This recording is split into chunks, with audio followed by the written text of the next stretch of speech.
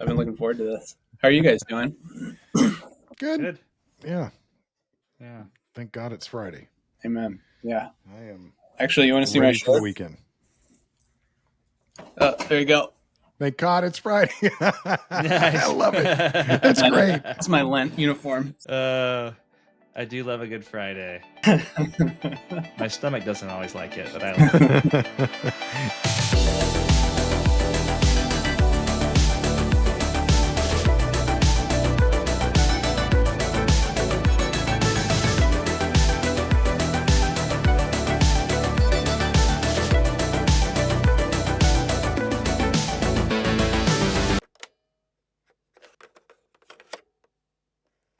Well, anyways, welcome to the Boombox Boardroom, everybody. So, thank you guys for joining us for this episode of the Boombox Boardroom, and obviously very excited to have another guest with us today, Andrew Stapleton. And so we've met Andrew through some different business transactions, but we'll let him share that story a little bit. But thank you guys for being here. Andrew, thanks for joining us. Yeah. Good to see you, Andrew. So if you could just share a little bit about yourself and just kind of tell us your journey of how you your business journey, I guess, and what you've been doing throughout your career. That'd be great. Yeah. Well, I live north of Chicago right now with my wife, and we've got 5 little kids: 9, 7, 5, 3, and 1. And they may be their first podcast appearance today. I don't know. We'll see. So that's okay. So life is very good. We're very blessed in that way. I've been in tech for 15 years. I've been fortunate enough to work with like the same group of entrepreneurs across 3 high growth startups in that time. So first 2 were CPQ companies, both got bought. And then the last was G2, which is it's a B2B SaaS marketplace and review site. So I did that for 7 years, just building sales and customer teams, and then just went independent in the winter. So I started my own consulting LLC, and I've been having a lot of fun picking up just like individual contracts, both like kind of getting my hands dirty with customers and selling on the front lines with tiny little startups, and then doing advisory stuff too. So that's what I've been up to lately. Oh, Andrew, I remember, gosh, what was it? A little less than a year ago, probably, we met for the first time, and we realized that we knew a lot of the same people in the space. Yeah. Which is really great. Our conversation was awesome. And the relationship started from there. And so just full disclosure, we are a G2 customer, by the way, over here, and we're very happy to be on board over there. And I know you're off doing your own thing with Samwise Growth now. Yep. And I guess talk a little bit about what you're doing with Samwise itself, and what you hope to do. Sure. I mean, I'm still figuring that out. Like I'm just a guy picking up contracts, but I've got a lot of skills that I've developed in 15 years. I love taking care of customers, and then I love figuring out like different go-to-market motions, because I think I've seen a lot of like stale things, both. I'd say some in the companies I've worked for, and then a lot in the companies that I've talked to, because I've always been in like sales tech, like selling CPQ. I've looked at like 500 different tech sales processes, and they're all kind of the same. And everyone gets, more and more emails every day. And there are more and more tools, even the AI tools, that are all kind of doing the same thing. So it's like, how do you stand out? How do you come up with a new idea? That's really, really fun. Yeah. And so I think just having gotten to work for these companies that I have and just see the whole tech landscape basically as my job, that's kind of outfit me with some insights that I don't think a lot of people have. And then my tactics are on the customer retention and sales side. So that's kind of what I've realized, like as I've been independent, like, for a few months now, and just kind of like unplugging from being in a corporate job and thinking, okay, what might I help people do? I was just on an advisory call this morning, just kind of pitching new ideas. And it's like, oh, there's a lot of power in being an outside voice who's kind of got the guts to say something kind of crazy. So I'm starting to see some of the things, that I do over and over again. That's one of them.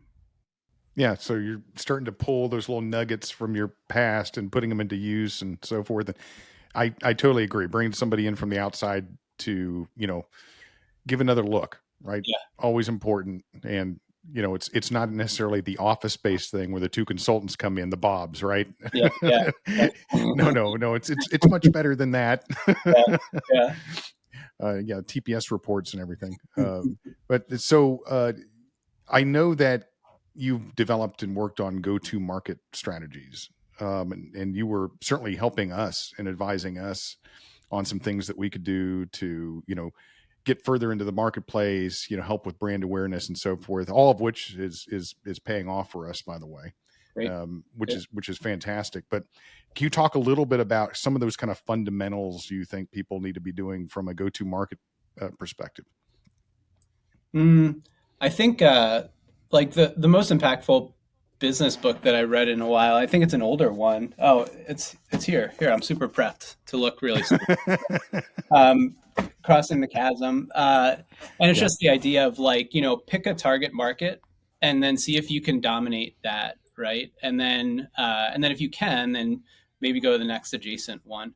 That's what in a lot of conversations I have, like, I don't know. It seems like a basic thing that not a lot of people do. So that's normally a conversation that we've got. And then the other thing is just like, how can you stand out there? Like, what do you do special that other people don't do? So I spent my last year at G2 selling to services businesses, so Salesforce implementers, HubSpot implementers, and it's like, you guys all effectively do the same thing. If you're on the Hmm. outside, I know on the inside it's like we're super special, but on the outside, everyone thinks that you do the same thing, and there's like 15,000 of you. So what do you do really well?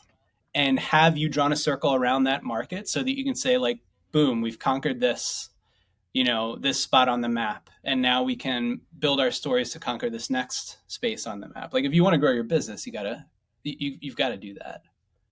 Yeah, you have to. And we've certainly had conversations recently, Jared. I think you had one the other day, just talking to, a senior account executive over at Salesforce. And it's like, he kind of looks at the partner ecosystem as you guys are all the same, right?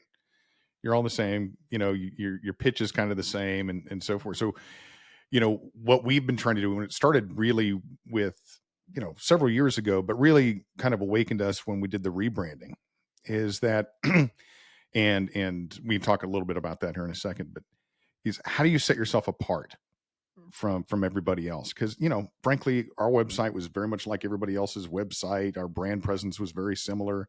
And who came first with that, right? Don't know. But at some point, we felt differently. We did things differently, at least from our perspective, and we wanted to make that really prominent in our brand. And so that's why we changed.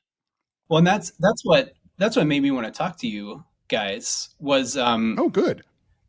it was because I think so. I'll tell the story now real quick. But someone at G2 knew that I was trying to sell to Salesforce implementers, and they saw that another guy, good guy but more junior, he was trying to sell to you guys, and I was like, "Give me a shot," like I know Salesforce, and so I think that got us a phone call. And then when I saw the website, I was like, "This is like these guys have some guts to be able to just kind of be themselves." Yeah, it's we had to stand out in the crowd, and we did that through the brand. We wanted our personality to come across, and we were, again, it was a sea of kind of, white and blue and gold themes, and the language was very much the same. And we kind of looked around the room at each other saying, the virtual room, because we're all virtual, Mm, and saying, this is not how we talk.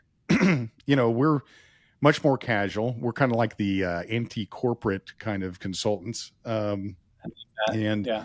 so we got to get that out in the marketplace, both in visually how the brand represents us, the copy, and make it more us. And Yeah. I think that's really been relatable to other folks and connected with Yeah. them better than our old brand did. Well, and you have to have a confidence to do that, right? You have to have a confidence to be yourself. Yeah. Because when I talk to you guys, like, you're very confident, and that means that either like you don't care and you're just giving this a shot, or it means that like you've done this a lot, you know what you're doing, you don't have any need to like pander, right? Yeah.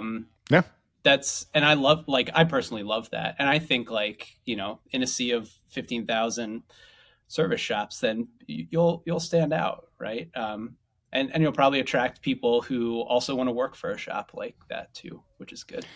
Yeah, Yeah. that was really, there was a couple points. One is obviously just simply brand awareness, our name in the marketplace, but also, attracting, potential talent to the organization as we grow.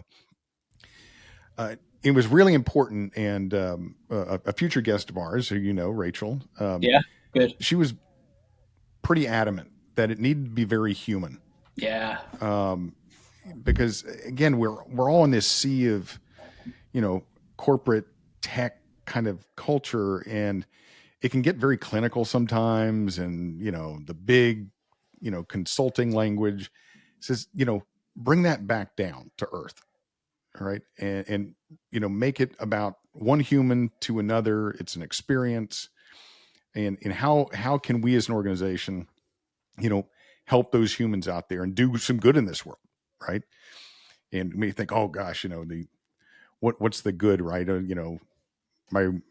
Increase revenue, lower, increase productivity, lower the frustration. But at the end of the day, if we do some of those things, if we can help companies do some of those things, that means that the quality of life, the work life of that individual in that company is going to feel better. All right. The customers who are doing business with that company are going to get better service. I like that. Yeah. Yeah. Yeah. That. And so that was kind of a long way to say connecting that human experience to actual results. Yeah. Yeah. Yeah. And that seems to be somewhat of a theme. I feel like I think since COVID, like post-COVID, when everything felt very detached, I feel like employees are expecting that now. They're going into companies and they're saying, hey, like, I want to be treated like the human that I am. Yeah. I want to be sold to like the human that I am. I want to sell like the human that I am. Yeah. Because this facade, like you said earlier, Andrew, of just this business corporate look, feel has just kind of gone to the wayside, and people see through that and they just don't want that anymore. Yeah, I couldn't agree more. You can go too far to the other side though. I think I've seen that too. I've been on the phone with sales reps who are too much themselves. It's like, you got to swing the pendulum back the other way a little.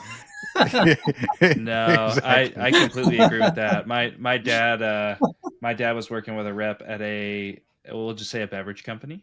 I'll leave it at that. They had worked together for a little while, but then one day they hop on a call and on her bed in her PJs. Yep. And I'm like, what? She's like, well, work from home now. And it's like, yeah. There's some sweet spot in the middle there, and that's probably not it. Yeah. Yeah. Yeah. No, not it. Yeah. I've been on some interesting Zoom calls. Yeah. Not recently, but when work from home was a thing and remote work was starting, and a lot of, the go-to meetings and the Zooms were really starting. Mm-hmm. Boy, I saw some things I definitely didn't want to see. That's for sure. Yeah, I think we saw those background walk-bys all over social media when all that was going on. Not a good situation at all. So I found, let's go a little vintage here really quick. I found one thing you said in the survey that we sent you. Yeah. Okay.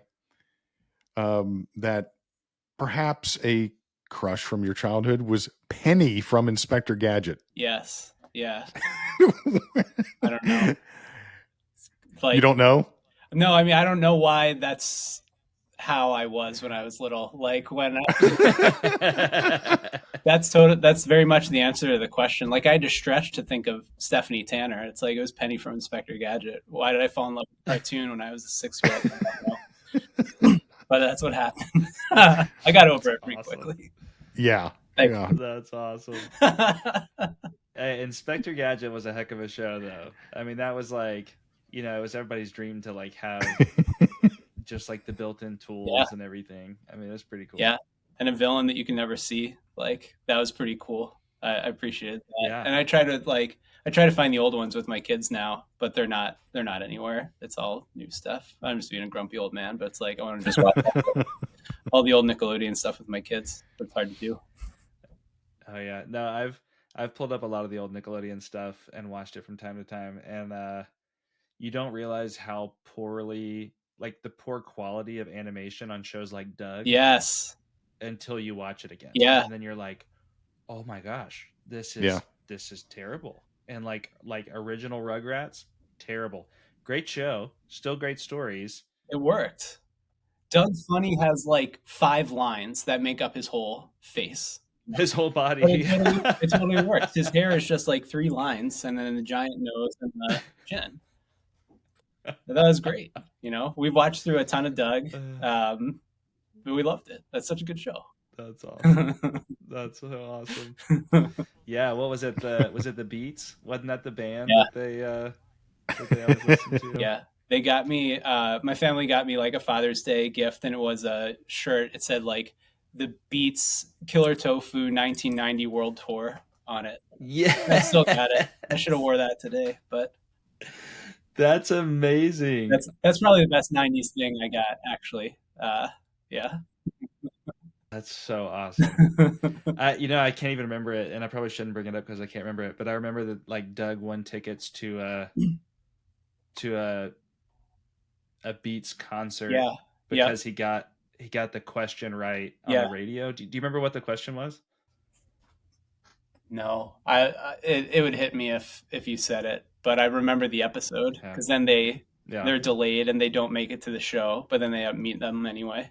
It's so good. Yeah, so awesome. Yeah, gosh, Bill, you didn't watch Doug. We missed. No, I'm sitting back here going, I have no idea what they're talking about. Oh, it's fair at all. It's the best. Those were like Doug and Rugrats, like, and then like a little bit later it was like Hey Arnold and stuff, but like early 90s cartoons were like some of the absolute best. And like Rugrats, you could get away with stuff. Yeah. Like, and I don't know how they got away with it, but like the doctor, which it's so fitting when you hear it. The doctor who like gave all the advice on how to raise your children. Yeah. Dr. Lipshits. That's right. Yeah. It is what it is. But I guess he was just full of it. That was, I think that was the whole point behind it. The guy who did music for Rugrats, Mark Mothersbaugh, he then did like the music for all of Wes Anderson's films. No Little way. known fact. Yeah. So like Royal Tenenbaums, Rushmore, that's all the Rugrats guy. I guess that's how he got his start. But wow. Yeah. So Patty Mayonnaise. So my mom went to school with the voice of Patty Mayonnaise. Holy cow. Her name's like, I want to say Constance. Yeah. Anyways, she also was on Orange is the New Black. Go so figure. If you wondered where Patty Mayonnaise ended up, she Oh man, I'm gonna have to look a lot of this stuff up. Yeah. Maybe we'll stop now because then we'll start talking about Ren and Stimpy. And No. Oh yeah, Ren and Stimpy. There'll be plenty of episodes, Bill, where you'll just run all over me, and I'll be like, yeah, I don't know. You don't know. Yeah, totally. Because I'm cycling back to cartoons when I was growing up, like Smurfs. I mean, that was a big thing. Yeah. Other weird stuff as well, but everybody has their Saturday mornings. Yours was just a bit different. So, oh, that's awesome. Oh man.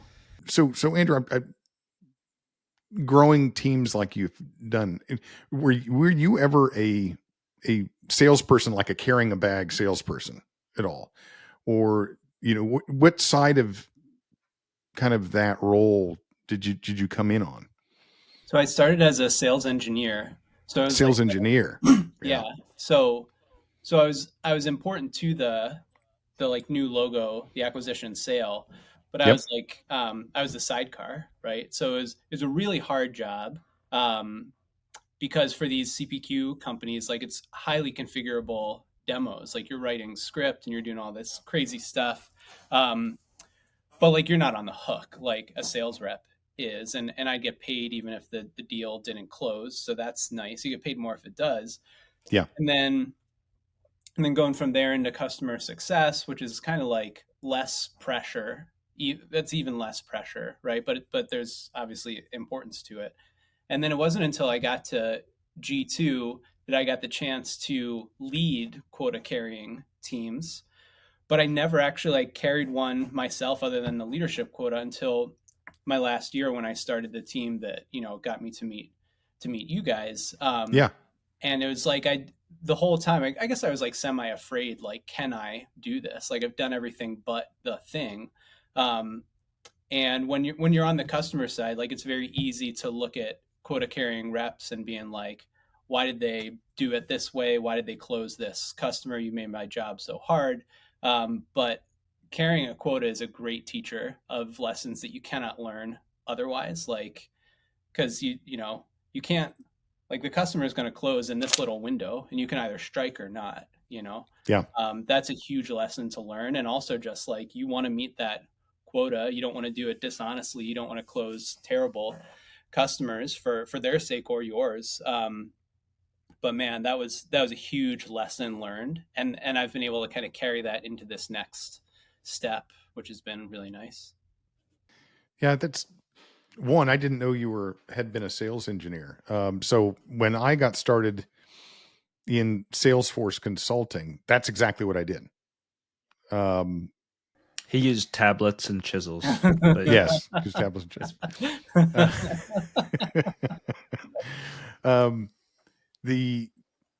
I loved being a sales engineer. It was one of the greatest roles I'd ever taken on. Kind of fell into it accidentally. Really? Where the salespeople I was working with, they just weren't technical enough. Yeah. And several of them weren't technical at all. I mean, they weren't. No offense to any of you out there that I worked with, but yeah, some people needed more care and feeding than others. What I found great about it is I got to talk to customers all the time. Yeah, and talk about listen to them and hear about what their challenges were. And I knew Salesforce like the back of my hand, and I could kind of map out, here's how I think a solution could be put in place to help you. Right. And that journey kind of riding in the sidecar. And does feel like that sometimes with the sales rep, because they're the ones with the quota, right? They're the ones, their sales leadership is, on top of them all the time to, get those transactions closed. I didn't have that pressure. And so a weird shift in my career when I started moving into sales, actual sales, boy, completely different world. Yeah. I get a lot of joy out of it. And I've gotten a lot of joy out of it, but it's a different thing. Fortunately, I can still act like my own sales engineer once in a while, but most of the time I'm bringing in our resources to help, have those conversations in scope, because one, I want our folks to be involved early in those discussions. And I want our customers or prospects to meet our people. That's really important. Yeah. I loved it too. It was super fun. I got into it accidentally as well. I was in IT for a couple of years and then I was moving. From Milwaukee to Chicago. My wife and I were getting married in like a month, and a recruiter randomly reached out to me and asked me about this company, Big Machines, and CPQ, and a sales engineer. I was like, I don't know what any of that is, but I do need a job, so let's go. And then and it was actually my first day. I got my laptop and I got a plane ticket to DFW, and I was going to sell to a major high-tech electronics company with the very, very good enterprise rep I was hired basically to fly around the country with, And so day 2, we are in a room with the CIO, head of sales, head of legal, like 10 or 12 people. And it's me and the rep. And then thank God, a senior sales engineer who had been there for a few years.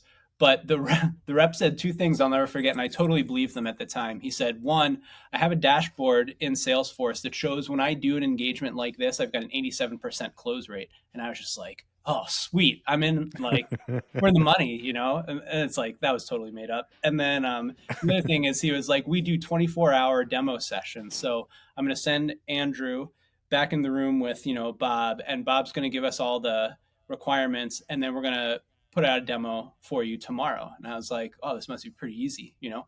And so we go back into this room, and this place makes, servers in racks with certain voltages and certain colors of lights and in different placements and stuff. So we're scrambling to get him to send us like all the graphics files and tell all the rules. And I'm like writing this coding language that I'm just learning there at the time. And then after, at 5 o'clock, we take them all out for a 4-hour sushi and, drinks session. And then it's back to the Hampton Inn after that, where me and these two guys are up until 4:30 in the morning trying to get this thing to work. Oh, and then I remember calling my wife. We were just married, and I was like, I think I made a terrible mistake in coming to the company, But it was such a good way of cutting my teeth going into tech. Like that was that. It was a good time. It was a good time. Yeah. You just described many evenings I had. Yeah. Where it was like, honestly, the sales guy didn't really have to do anything except wine and dine the customer, right? But I've got to come along, and I'm looking at my watch going, I've got so much to do before this meeting tomorrow. Yeah. Either I'm putting together the slides or I'm building a demo or something. It's like, you can go out and stay out and party all night. I can't. All right. The rep did stay up with us all night, though. Like, he's amazing. He's a very, very good guy. He knew what he could do and what he needed us to do. And but so he was giving you that support. He was getting us coffee and slapping us when we were falling asleep and stuff. That's good. Well, but the big question is, did you get the sale? No, not even close. Learned a lot. Didn't get the sale.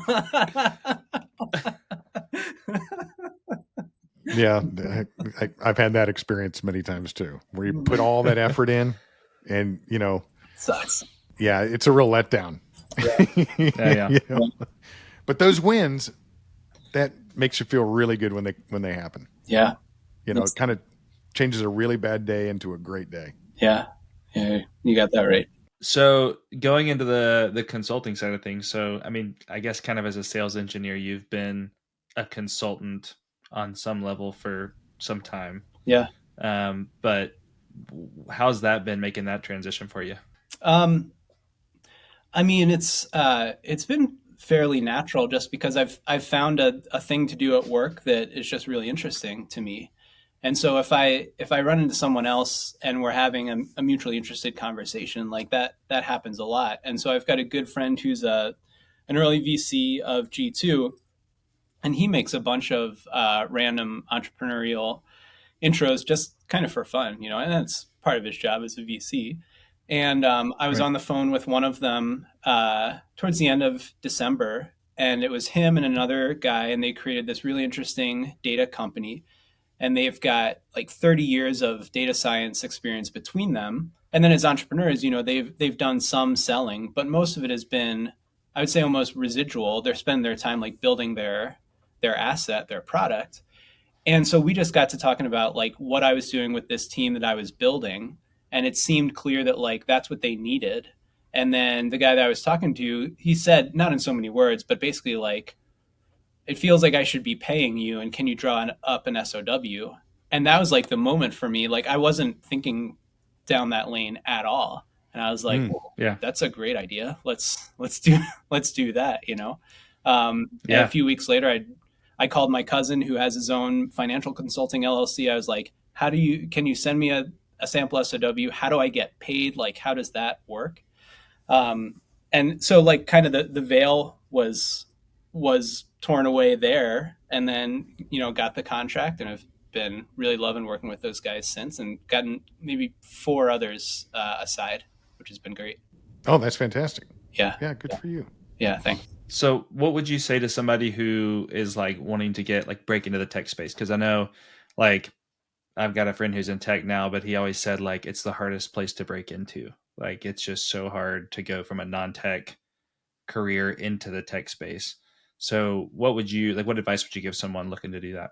I think you got to like change your, you have to change your viewpoint. Like everything is tech. now, Yeah. and we were talking about the All In podcast, which I've listened to a couple of times, but one of the guys made the point that like tech is actually getting so old that like it's just doing the same jobs that were done forever, but they're like kind of tech enabled, right? Yeah. So like I'm working with a client that does tech enabled cardiac rehab. You know, um, it's just as hard to get people to do rehab after they've had heart surgery as it always has been. They just happen to have an app on the phone that buzzes you to do that. So I would say to your friend, or I would say to anyone, like, don't be intimidated. This is just like, you're probably just going to get a job at a company that happens to have technology with it. There are fewer and fewer companies that don't. Yeah, that makes a lot of sense. Yeah, and there's so many roles in tech. Yeah. And many of them you can transition from other career fields. Yeah. I remember when I was running an implementation team for a software company. I was really surprised when I showed up. The team, was half formed, and 2 of those folks came from the legal field. All right. Yeah. And we're doing software implementations. I drilled into that. I was like, what made you, cross that chasm to jump over into doing software implementations? Yeah. And both of them were just incredibly bored in their legal careers. Yeah. And that was surprising to me. Yeah. I've seen Law and Order, Yeah. seemed pretty exciting to me, but no, I guess they were, pretty much sitting around, pushing paperwork or something like that for real estate or something, something very, very boring. But also the money was very attractive to them. Yeah. That doesn't... But what they did was and I think both of them did this, is that they were able to convince that employer to bring them on for a reduced salary for some period of time to, let them get their feet wet. Yeah. And learn and so forth. And quite frankly, they became 2 of the best implementers for us. Yeah. And I think, anybody who's obviously put themselves through, law school has to have a lot of discipline and, a great work ethic. Right. And so that did translate. But, I've seen people from all different types of career fields. I was in engineering, not really tech, environmental engineering. First thing in my career. I never thought I'd end up here at all. Yeah. Yeah. Yeah. Well, Andrew, I think that, one, good luck with Samwise growth. Yeah, thank you. I think that's, just the way it kind of accidentally happened in a way, not super intentional, but it's happening for you. Yeah. It's going to be a great chapter for you in your life. I think we got a lot out of the relationship we built with you when you were at G2. So I can only imagine what you're going to be doing for these other folks. But obviously, as that continues for you, stay connected with us. I appreciate it. Yeah, absolutely. Yeah. And Andrew, if somebody wanted to reach out to you and like, talk to you about Samwise, what would be the best way to get in touch with you? You just go to my LinkedIn, Andrew Stapleton, or my email is andrew@samwisegrowth.co, which is a super easy to remember, obviously. And when I have a website, it'll be at samwisegrowth.co. So there you go. Yeah, that's awesome. You got to start somewhere, right? Yep, it's on the list. All right. Well, I think that wraps it up for the Boombox Boardroom. Cool, guys. So good to see you, Andrew. Thank you, everybody, for joining, and we'll see you next time. Later. Later.